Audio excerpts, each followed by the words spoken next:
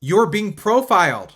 That is the topic of today's video. My name is Craig Meister. I'm a college admissions coach. You can learn more about me and how you can work with me one-on-one throughout the entire college admissions process on my website, which is collegemeister.com. When I say you're being profiled, I literally mean you're being profiled. What does this mean? Well, for every application you submit to a college or university, your high school will send its high school profile with your counselor letter recommendation, your teacher recommendations, with your high school transcript. And so you may not even know what this document is. You may never have heard of a high school profile. And so that's why I wanted to do this video, because it's extremely important that you are familiar with your high school's profile. If you have never heard of it, never seen it, then go into school tomorrow and ask for a copy of your high school profile. The office that usually has it is your guidance office, also known as your counseling office, also known as your college counseling office, sometimes known as a student support office or careers office or university advising office, you name it. You mix and match those words together, but that is the office that usually not only has a copy of it or an electronic copy of it, if they don't have a paper copy of it, they're also the office that usually drafts it. Now, in some cases at private schools, they also have communications get involved and marketing, but even development in some cases. But in most cases, it is the college counseling office. And the audience for the high school profile, as it's called, is very specific. It is the college admissions community at the undergraduate schools that this high school has students applying to. That is the audience. So when a high school profile is created, if it's created right and created well, it is knowing its audience. And that audience, again, are undergraduate admissions officers and offices, and sometimes even deans of admission, who are reading the first year applications of students from all around the country, all around the world.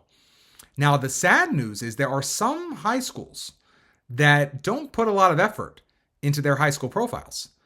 And sometimes they don't even really actually have a high school profile because they aren't savvy enough to understand its importance.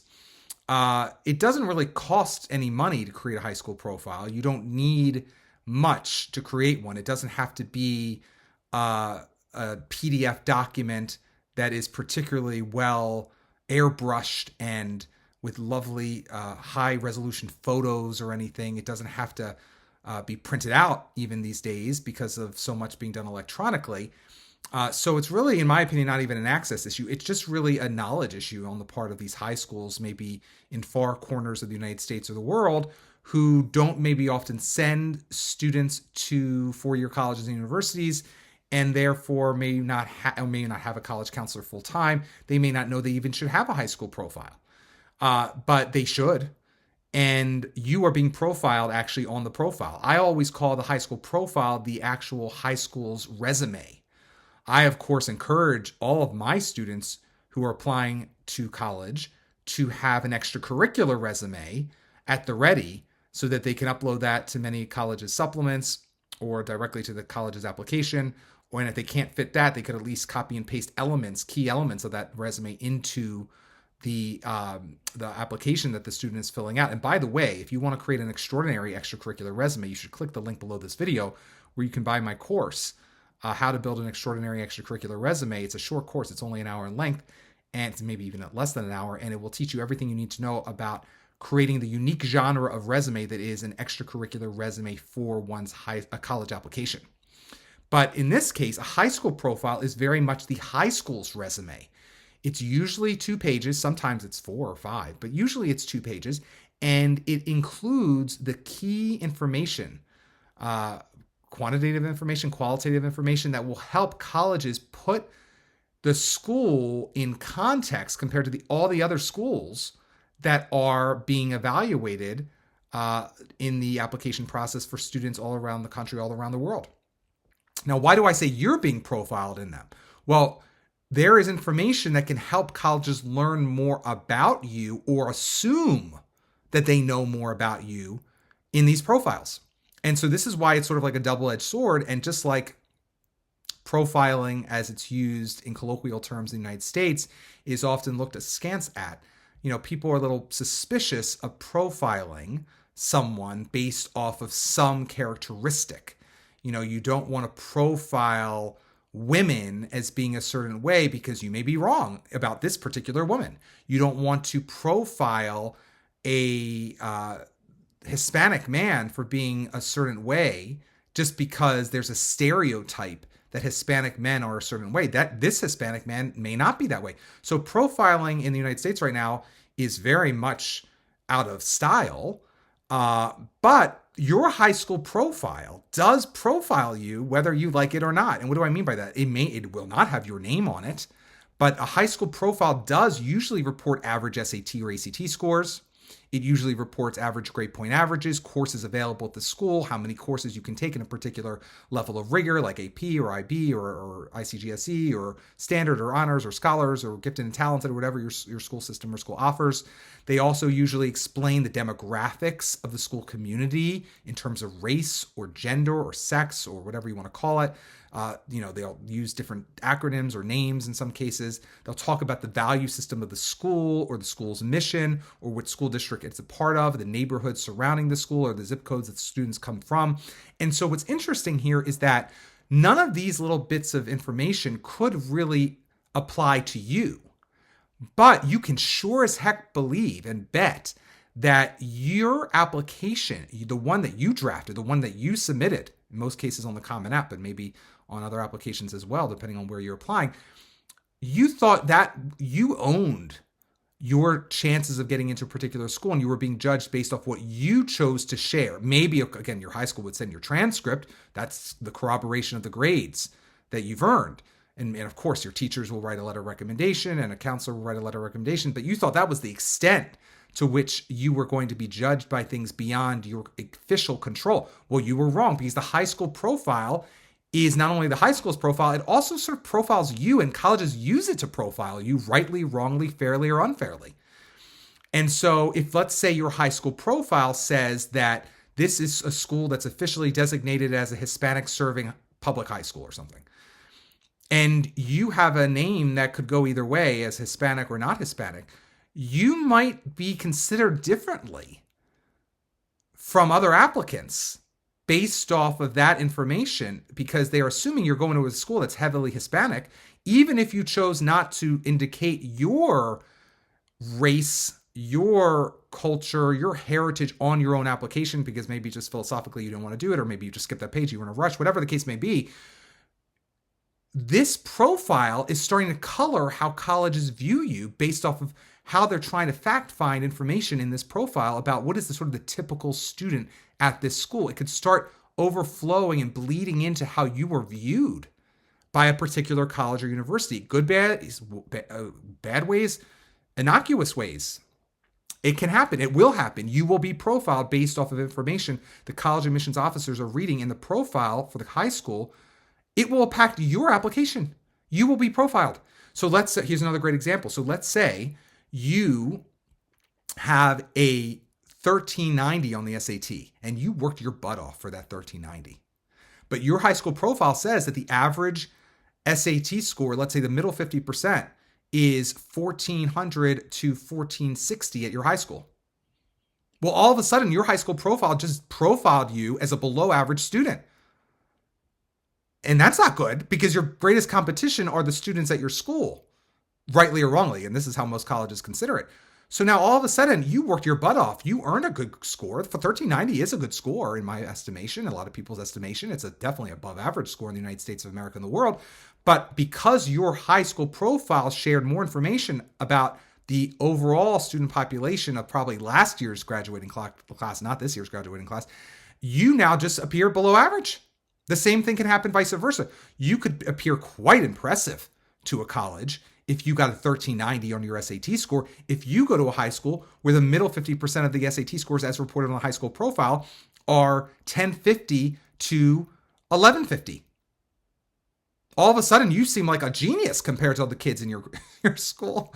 So now you've been profiled as really smart. And maybe you had no problem learning that. Maybe you didn't even study for it. Maybe you just walked in and you're just an above average student, but you now are getting extra brownie points from a lot of colleges and universities because you are seeming to be much above average compared to the typical student in your school. But it could also work against you because let's say you are much above average compared to the other kids at your school, but then you're taking classes that are on average easier than the average classes that are offered, as indicated again by the high school profile, many of which share information about the high school courses available to students. You may have gotten a 1390 on the SAT, but let's say you're taking no AP courses and 18 are offered at your high school. All of a sudden, now you look like a smart student who's not realizing his or her potential because you're not taking the rigorous classes that are available at your high school, at least not any of them. I mean, the APs, let's say, are the most rigorous courses that your high school offers, and it says that right in the high school profile. And you've chosen or not been able to, for whatever reason, take any of the AP courses. Now, all of a sudden, you seem like a lazy, smart student. That's not good. You're being profiled. You're being profiled again. So in this world, this United States of America today, where profiling is you don't want to judge a book by its cover. You don't want to judge someone by the company necessarily they keep. You got to get to know the kid. There's so many different reasons why it is not a good idea to compare and contrast someone or judge someone based off of the company they're forced to keep because of the school system that they're districted for, the school that their parents had the money to send them to, but they didn't want to go. All of a sudden now you're being judged compared to all those kids. You are being profiled in your high school profile by colleges who are reading the high school profile. The more you know, right? That's very interesting. So the big takeaway here is if you are an 8th grade or younger, or a parent of an 8th grader or younger, and you don't know where your child's going to high school yet, you may want to ask the high schools you're considering for copies of their current high school profiles to see, just to learn, to do your due diligence, to research, to get a sense of, the differences in the high schools as the high schools communicate it to the colleges. If you are currently in high school, you should go into your college counseling office at your high school and ask for a copy of your high school profile. It could be right on the school's website. If your school uses Naviance or SCORE or Maya Learning or CAlpha, it could be uploaded there. It could be a document in the folder, the resources folder of that website.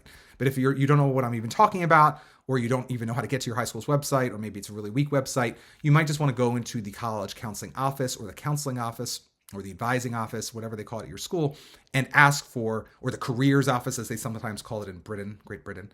And you just may want to ask for a copy of your high school profile just to get a sense of how you may be profiled eventually when you apply to American colleges or universities later on.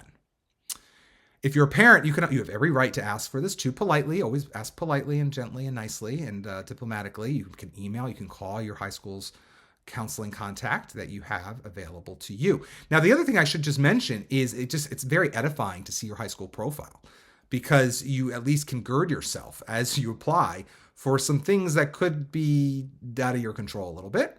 And having once been a high school college counselor, I sometimes had very interesting parents. I would call these parents black ops parents. These are parents that they're not helicopter parents. They are black ops parents. And I mean that with love. But these parents would sometimes be parents of like 9th graders or 10th graders, and they would come into my office and schedule an appointment with me and meet with me. Very lovely people. But they would say, I noticed in this year's high school profile that you say this. Is this really accurate still? Is this right? And 99 times out of 100, and this didn't happen 99 times. Let's say 4 times out of 5, everything was accurate. But there actually was a 1 time out of 5 where there was actually something that was going to be changing for the time in which that student was graduating, which brings up another point.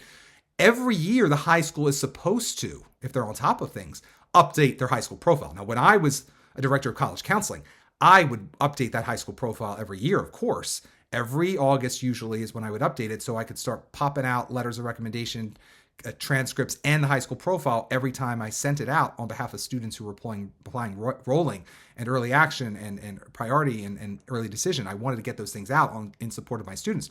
So every August, let's say I'm updating and perfecting my high school profile at the schools I worked at in the past. And that's what someone at your school should be doing every year. But there are some schools where the high school profile goes stale.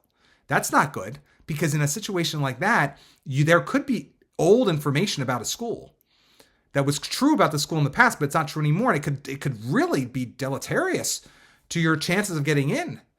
And so you don't want that. You do not want that. So you do want to be aware of your high school profile just in case there are any issues on it. You don't want to seem like you're fact-checking your college counselor, but you do want to make sure there's nothing shady about that high school profile, and that it's accurate reflection of what's really going on in the school. And if it's not, you can always politely go to your college counseling office or college counselor and ask them. Maybe they'll consider a change by the time you become a high school senior, and they're going to start out sending that the newest version, the latest annual version of that high school profile out. The other thing I will say about high school profiles is that, you know, there are some schools where they're like typical public schools where I'm based is, you know, there's no one in there who's a college counseling expert.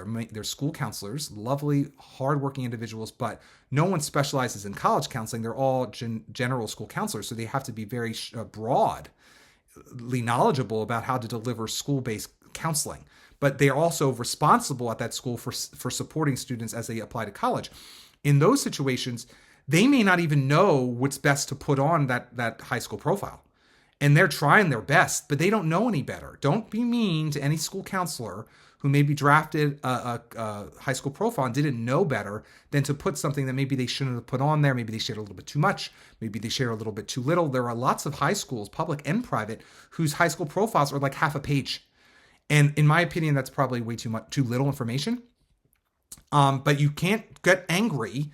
All you can do is try to maybe foster change in your community and maybe have future iterations of that high school profile share more, because this is a tool that colleges and college admissions officers really do use, rightly or wrongly. They're going to keep using these high school profiles to contextualize an application so that they can view it holistically, as that word comes up quite frequently and means different things in different years, that they're going to use it to holistically evaluate you. And so if this is going to be a tool that the colleges use to evaluate you, you have the right to inquire about this document, to learn about this high school profile, and to hope and pray and do everything you can to ensure that it profiles you in a good way, that's going to frame your application in a way that will hopefully contextualize your experiences clearly, so that colleges understand what was not available at your school. Now, some of this information is sometimes put into the counselor letter recommendation, which is typically confidential, and you sign away in most cases your right to ever see that letter of recommendation. But you would ideally want anything that's standard across the board at that high school to be included in the high school profile, so that the letter of recommendation can be much more bespoke and comprehensive about you and specific to you and your situation. You don't want generally generic information in the counselor letter recommendation. You want the generic information about the overall school community, the high school profile, which is not created in new versions for every kid applying. It's the same high school profile for all kids applying to college that year from that high school. All right, so I think I've covered high school profile as much as I want to cover today. I used an interesting hook to get you in here, which again is that you are being profiled, your high school is being profiled as a result of what is communicated on this high school profile. Educate yourself about the high school profile. You may learn some new things about your school you never knew by reading that high school profile. And if there's anything that's confusing you or you want to inquire about, I would say start with your college counselor or your school counselor at your school to learn more about how that was communicated, why that was communicated that way, if it's still accurate. Maybe if there are changes warranted for the future, you can bring that up with your high school counselor as well. There you go. My name is Craig Meister. Again, I'm a college admissions coach. So I help students and parents around the world navigate all aspects of the college admissions process, especially the college admissions process to highly selective colleges and universities in the United States. If you would like to work with me one-on-one, you can go to my website, which is collegemeister.com. If you like this video, please give it a thumbs up, or also subscribe to my channel. Tell your family and friends about it. Until next time, stay safe, stay well, and most importantly, stay stress-free throughout the entire college admissions process.